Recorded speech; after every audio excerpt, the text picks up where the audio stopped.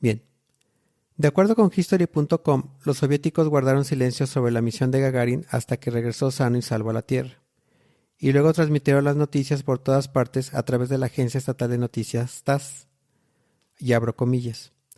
Alrededor de las 4 a.m., los teléfonos comenzaron a vibrar en la costa este de los Estados Unidos, mientras los reporteros exigían respuestas de los funcionarios de la NASA al despacho de TASS. Cierro comillas. Antes de este logro, Gagarin era solo un nombre, un piloto de la Fuerza Aérea Soviética previamente desconocido que se proclamaba como el primer explorador espacial.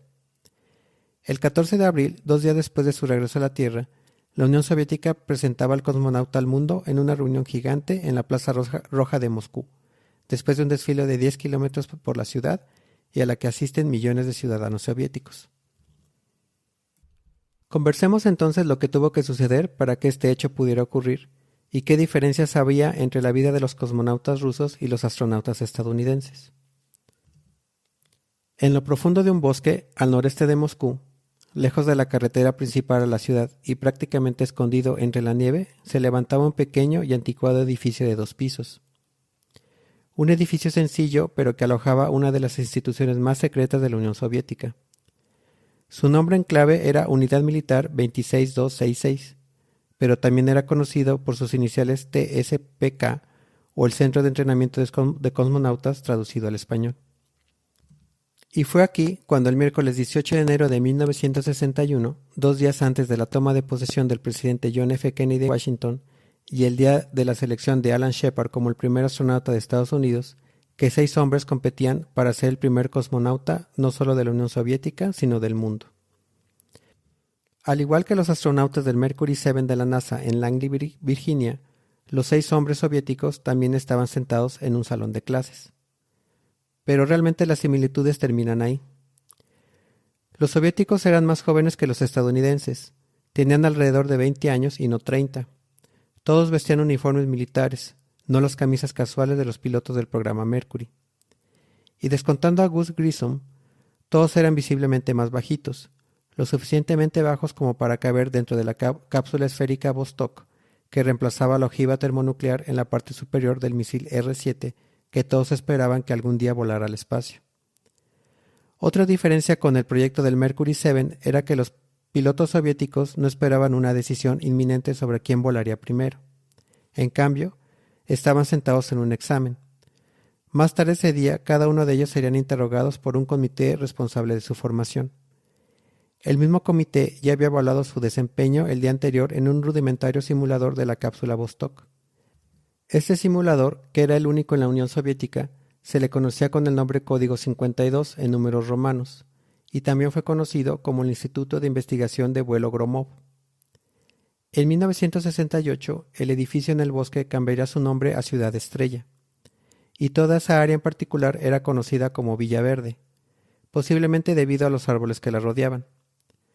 Cuando se estableció el nuevo centro de entrenamiento de cosmonautas el 11 de enero de 1960, Villa Verde fue elegido como el mejor sitio para su construcción. Y es que según los textos tenía muchas ventajas. Estaba protegido por un bosque y no estaba lejos de Moscú. También estaba a solo unos pocos kilómetros de la base aérea de Kalovsky, que era la base aérea militar más grande de la Unión Soviética.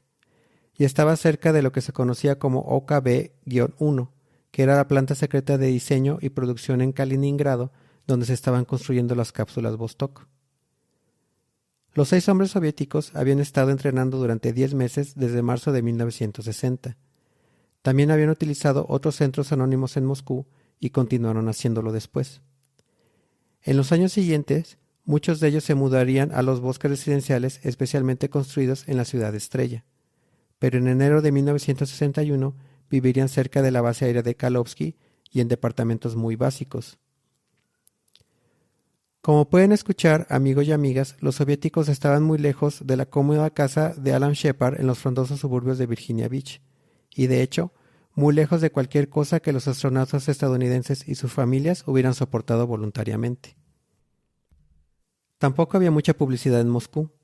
Nadie en Kalovsky, fuera de su círculo cerrado, sabía por qué los 6 hombres estaban allí o para qué se estaban entrenando. Tampoco sus padres, sus amigos o sus antiguos compañeros de la Fuerza Aérea. Incluso sus propias esposas no se animaron a hacer demasiadas preguntas. A diferencia de los del Mercury 7, que eran famosos no solo en todo Estados Unidos, sino también en el mundo, los 6 hombres soviéticos solo existían en las sombras. Había otra diferencia clave con la tripulación del Mercury 7.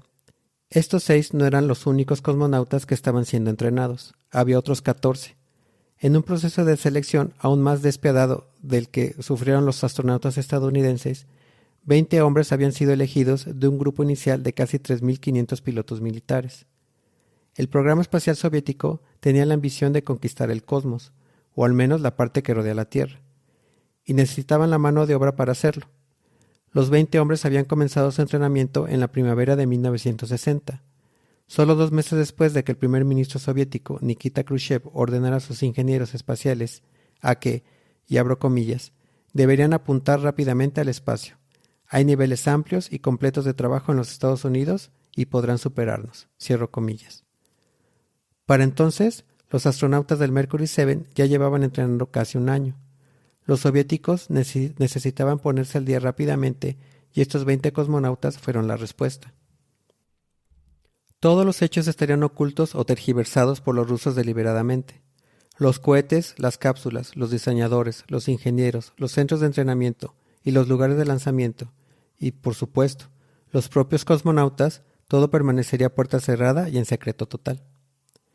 Para el otoño de 1960, el programa espacial tripulado soviético se había convertido en un objetivo nacional importante, sobre todo porque en ese entonces la NASA parecía tener como objetivo enviar a un estadounidense al espacio en diciembre de ese año.